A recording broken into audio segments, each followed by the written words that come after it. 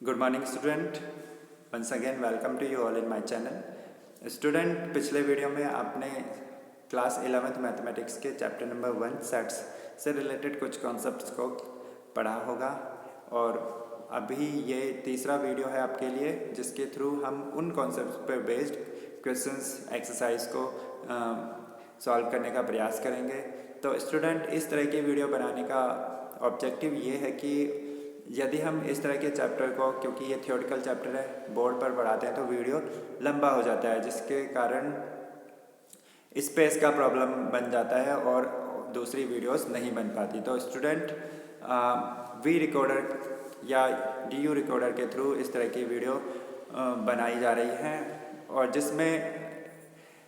जिससे आपको बेनिफिट भी है, क्योंकि इस तरह की वीडियोस में आपको आपकी NCERT बुक या किसी भी बुक को लेकर बैठने की ज़रूरत नहीं है, क्योंकि यहाँ पर आपको के सामने बुक को भी फ्लैश किया जा रहा है। तो स्टूडेंट, चलिए स्टार्ट करते हैं उन कॉन्सेप्ट पर बेस्ड एक्सरसाइज नंबर 1.1 को। जैसा कि आप स्क्रीन में देख पा रहे हो, एक्सरसाइज 1.1 का फर्स्ट क्वेश्चन ये है कि which of the following are sets, justify your answer. मतलब इन सभी में से कौन कौन से सेट्स हैं। अब क्योंकि सेट्स की डेफिनेशन हम पहले ही वीडियो में पढ़ चुके हैं कि सेट क्या होता है, तो सेट एक बार आपको रिकॉल करा दें कि सेट होता है the collection of well defined object और नंबर्स, यानी कुछ ऑब्जेक्ट या नंबर या किसी भी चीज़ का एक वेल डिफाइंड कलेक्शन होना चाहिए। वेल डिफाइंड से मतलब ये है कि उसमें कुछ भी डाउट ना हो, कोई भी संदेह ना हो कि वो कितने होंगे, एग्जैक्टली नंबर हो उनका। Which of the following are sets, तो अब पहले वाले पार्ट में हम ये देखेंगे कि the collection of all the month of a year beginning with the letter J. J से स्टार्ट होने वाले जितने भी जितने भी मंथ होते हैं एक ईयर के, उनका कलेक्शन। तो जे से स्टार्ट होने वाले, जे लेटर से स्टार्ट होने वाले हमें पता है कि कौन कौन से होते हैं। जनवरी होता है, जून होता है, जुलाई होता है। तो ये 3 जो मंथ हैं इनका कलेक्शन। तो सिंपली इसमें डेफिनेट नंबर ऑफ एलिमेंट हैं और इसमें कोई भी डाउट नहीं है, तो इसलिए ये एक सेट है। यस, हम इसका आंसर करेंगे। ऐसे सेकंड की अगर हम बात करें, the collection of 10 most talented writer of the India के 10 सबसे ज़्यादा टैलेंटेड राइटर के का कलेक्शन। तो अब इसमें कुछ डाउट है कि कौन से वो मोस्ट टैलेंटेड राइटर होंगे, क्योंकि इस तरह का टैलेंट या कोई भी टैलेंट हो वो पर्सन टू पर्सन वैरी करता है और मेरे अकॉर्डिंग 10 मोस्ट टैलेंटेड राइटर कोई और होंगे और किसी दूसरे पर्सन के अकॉर्डिंग कोई दूसरे होंगे। तो इसमें एक डाउट सा बना रहता है। तो इस तरह का जो कलेक्शन होता है वो वेल डिफाइंड नहीं होता है, तो इसलिए इस तरह के कलेक्शन को हम सेट नहीं कह सकते। तो सेकंड पार्ट में जो दिया गया है वो एक सेट नहीं है।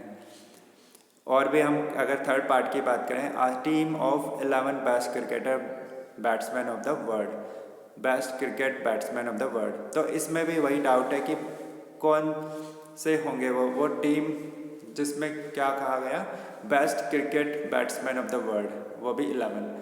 तो इसमें भी वही डाउट है कि बेस्ट कौन होंगे। तो ऐसा कहना मुश्किल होगा, person to person talent vary करता है, इसलिए ये एक वेल डिफाइंड कलेक्शन नहीं है, तो it is not a example of set. अब जैसे हम फिफ्थ वाले की बात करते हैं, the collection of all natural number less than 100। तो यहाँ पर 100 से छोटे जितने भी नेचुरल नंबर हैं, तो 1 से लेकर के 99 तक के हैं 100 से छोटे।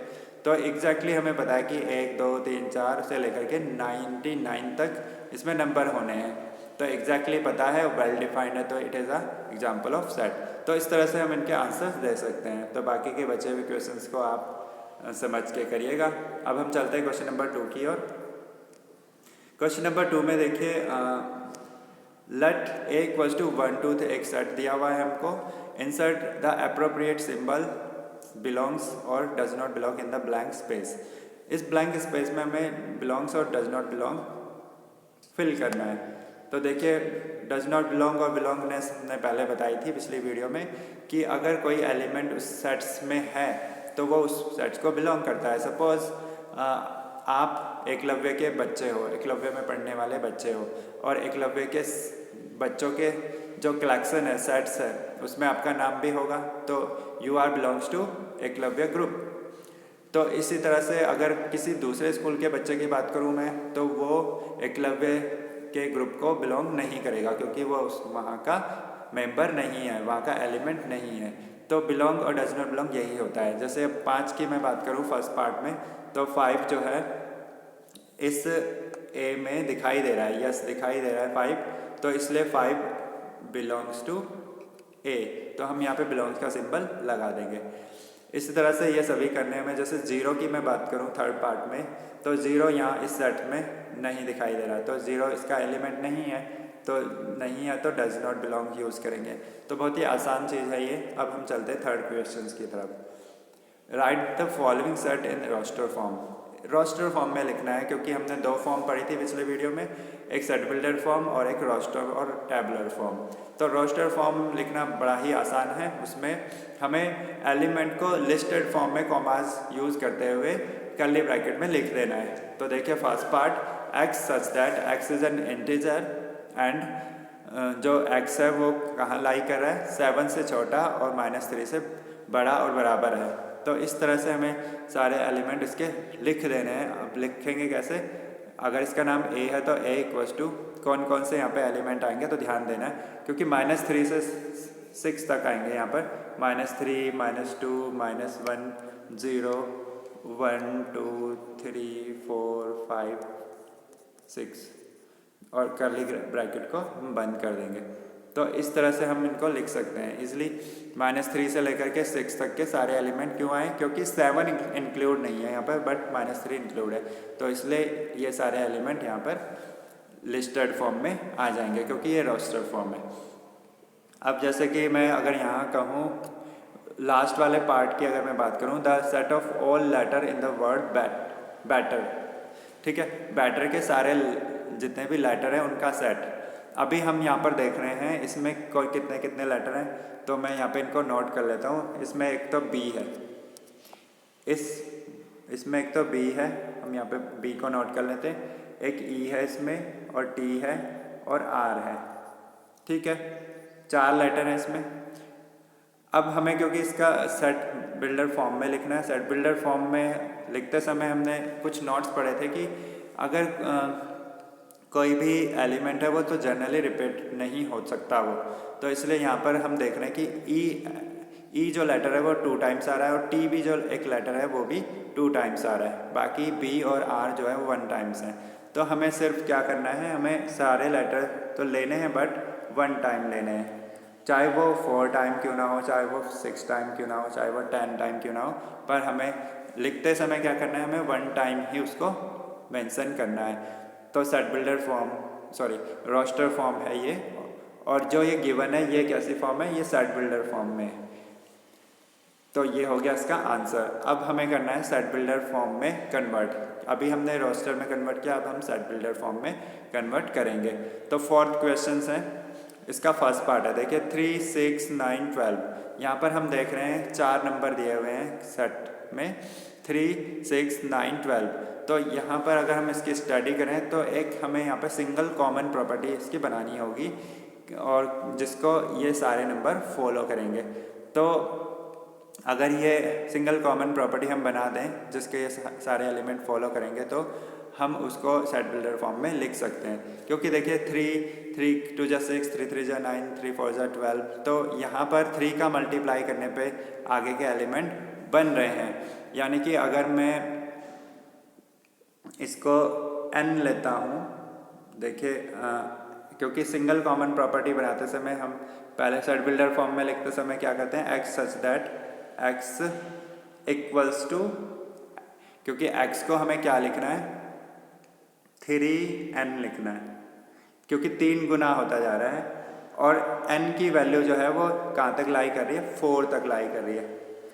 n एक तो नेचुरल नंबर है, n जो है वो कहाँ से कहाँ तक लाई कर रहा है, 1 से लेकर के 4 तक लाई कर रहा है। और किसको बिलोंग कर रहा है, n कैपिटल N को बिलोंग कर रहा है, ठीक है। तो इस तरह से ये सेट बन जाएगा। देखिए x such that x equals to 3n, तो ये तो पहली कंडीशन हो गई। और n की वैल्यू क्या है, 1 से लेकर 4 तक। जब हम इसमें 1 से लेकर 4 तक की वैल्यू डालेंगे तो हमें 3, 6, 9, 12 मिलेगा। और 1 से लेकर 4 तक की वैल्यू रेस्ट्रिक्ट क्यों है, क्योंकि n equals to n belongs to capital N है, नेचुरल नंबर होना चाहिए। अगर ये चीज़ हमने नहीं लिखी, ये इम्पोर्टेंट चीज़ है, अगर ये नहीं लिखी तो इसका मतलब होगा 1 से लेकर 4 तक तो इंटीजर्स भी होते हैं बीच में, तो 1/2 भी होता है वहाँ पर, है ना, इंटीजर्स होते हैं और रेशनल नंबर भी होते हैं, यहाँ पे इरेशनल नंबर भी होते हैं, तो वो सारे इंक्लूड हो जाएंगे अगर हमने ये चीज़ नहीं लिखी। तो हमें ये चीज़ लिखनी बहुत ज़रूरी है, क्योंकि यहाँ पर 3, 6, 9, 12 लाने के लिए 1, 2, 3, 4 ही चाहिए, जो कि नेचुरल नंबर है। तो इसलिए n की वैल्यू 1 और 4 के बीच में 1 से 4 तक लाई करेगी और n कैपिटल N को बिलोंग करेगा। ये इट इज़ इम्पोर्टेंट नोट। ठीक, अब देखिए एक और पार्ट हम ले लेते हैं यहाँ पर। जैसे मैं 4th पार्ट की बात करूँ अगर, या चलिए सेकंड वाले पार्ट की ही बात कर लेते हैं हम। सेकंड पार्ट में 2, 4, 8, 16, 32। ठीक है, तो अगर हम इन एलिमेंट्स को ध्यान से ऑब्जर्व करें तो यहाँ हमें नज़र आ रहा है ये 2 का स्क्वायर 4 होता है, 2 का क्यूब 8 होता है, 2 की पावर 4 16 होता है, 2 की पावर 5 32 होता है। तो ये चीज़ नज़र आई यहाँ पर। तो इसलिए जब हम इसको सेट बिल्डर फॉर्म में लिखेंगे तो हम सेट बिल्डर में लिखने का तरीका सबसे पहले यही है, x such that x equals to, या x इज एन, इस तरह से। तो x इक्वल्स टू 2 की पावर में बढ़ता जा रहा है, 2 की पावर n, और n कहाँ लाई कर रहा है, n लाई कर रहा है 1 से लेकर के 5 तक।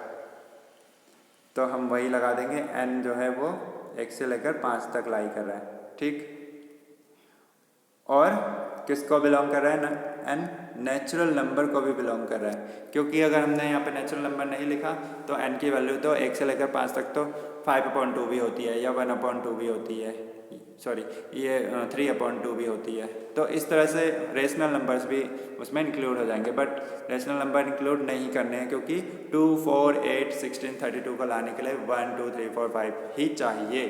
तो इसलिए इस तरह से हम इनको करेंगे। तो ये था सेट बिल्डर फॉर्म में बदलना।